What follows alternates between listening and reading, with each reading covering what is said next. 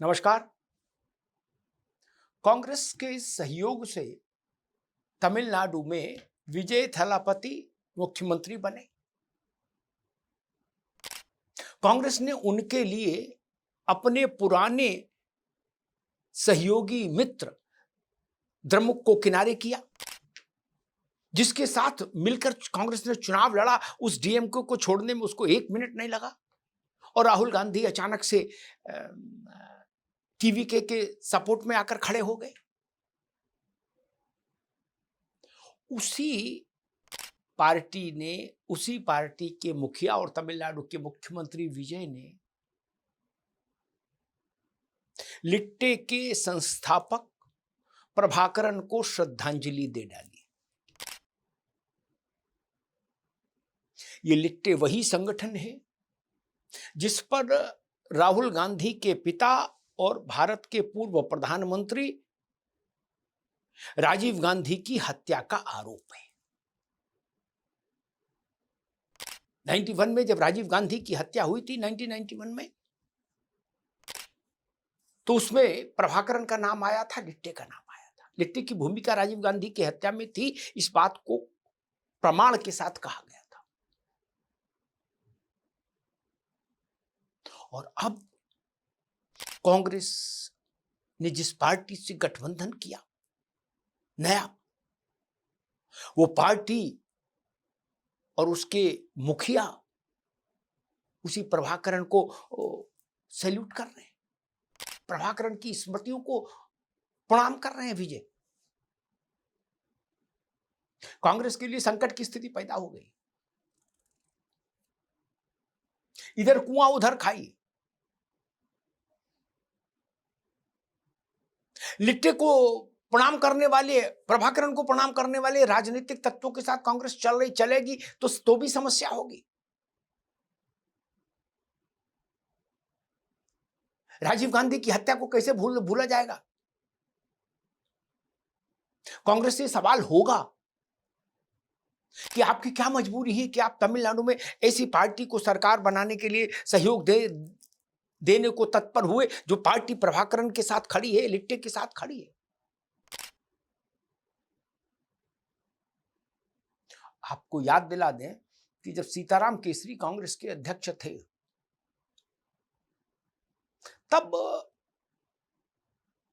देवेगौड़ा प्रधानमंत्री थे भारत के और कांग्रेस सपोर्ट कर रही थी उस सरकार को। तब एक दिन अचानक सीताराम केसरी ने समर्थन वापस ले लिया था देवेगौड़ा की सरकार से, और लिया तो दूसरे कारणों से था, उन कारणों की फिर कभी चर्चा करेंगे। लेकिन सीताराम केसरी ने उसका सार्वजनिक तौर पर कारण यह बताया था कि डीएमके लिट्टे के प्रति सॉफ्ट कॉर्नर रखती है, लिट्टे के साथ उसकी सदाशयता है, और लिट्टे राजीव गांधी की हत्या के लिए जिम्मेदार आतंकी संगठन है। इसलिए कांग्रेस ऐसी सरकार को का समर्थन नहीं कर सकती जिसमें डीएमके शामिल हो। और ये कह के चाचा सीताराम केसरी ने देवेगौड़ा की सरकार गिरा दी थी। कहा था जैन आयोग, राजीव गांधी की हत्या के बाद जैन आयोग बना। बोले जैन आयोग की रिपोर्ट में इस बात का इशारा है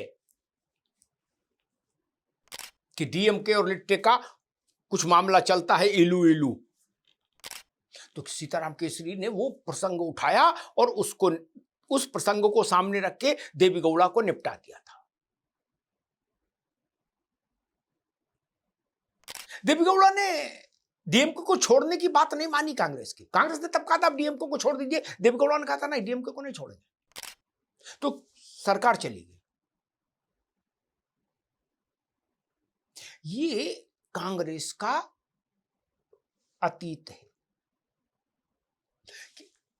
औपचारिक रूप से ही सही राजीव गांधी को मुद्दा तो बनाया ना कि राजीव गांधी की हत्यारों के साथ जिनका दूर से भी संबंध होगा, हम उनको सरकार में समर्थन कैसे कर सकते हैं, हम उनके साथ उनको चिमटे से नहीं छू सकते हैं, आदि आदि।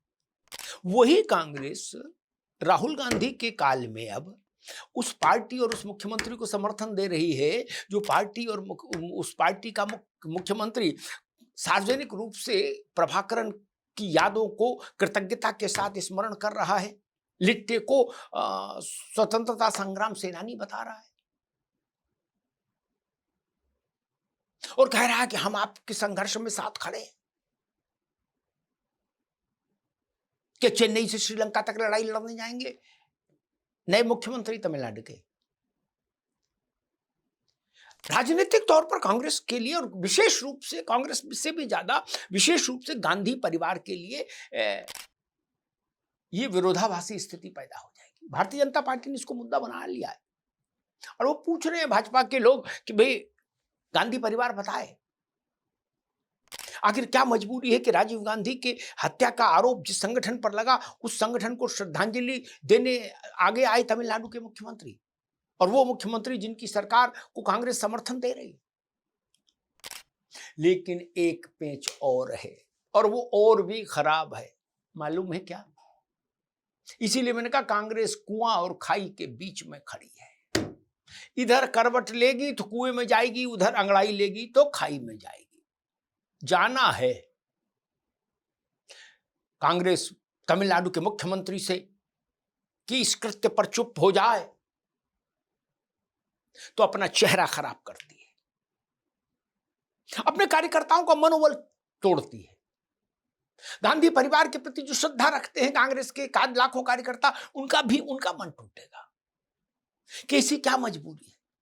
और अगर राहुल गांधी में अचानक से पिता के प्रति प्यार जाग जाए, उनकी स्मृतियों के प्रति श्रद्धा जाग जाए और वो कहे कि नहीं हम तमिलनाडु की मौजूदा सरकार से समर्थन वापस लेते हैं, तो कांग्रेस खाई में गिरेगी। तमिलनाडु में डीएमके भी छूटा और टीवीके भी छूट जाए तो कांग्रेस के हाथ क्या आया? एक। दूसरा, अब अगर आप कांग्रेस विजय से समर्थन वापस ले तो विजय की सेहत पर राई रत्ती फर्क नहीं पड़ेगा, कतई कोई इंच भर फर्क नहीं पड़ेगा। विजय के पास अब प्रचंड बहुमत है। क्यों? क्योंकि अन्ना द्रमुक का एक बड़ा भाग टूटकर अलग होकर विजय को समर्थन दे चुका है। यानी अब तमिलनाडु में कांग्रेस का समर्थन टीवीके के लिए निष्प्रभावी हो गया। अब वो स्टोर में रखने वाला समर्थन हो गया है, ड्राइंग रूम में रखने वाला नहीं, स्टोर में। 5 विधायकों के समर्थन की अब क्या कीमत टीवीके के लिए? कुछ कीमत नहीं। अब तो उसके पास एक बड़ा चंक आ गया, 140 की सरकार चला रहे हैं टीवीके इस वक्त समर्थन वाली, क्योंकि अन्ना द्रमुक का एक बड़ा हिस्सा उनके साथ खड़ा है। कांग्रेस ने भात भी नहीं खाया और जात भी गवाई, वो कहावत है ना, वैसी स्थिति आ गई।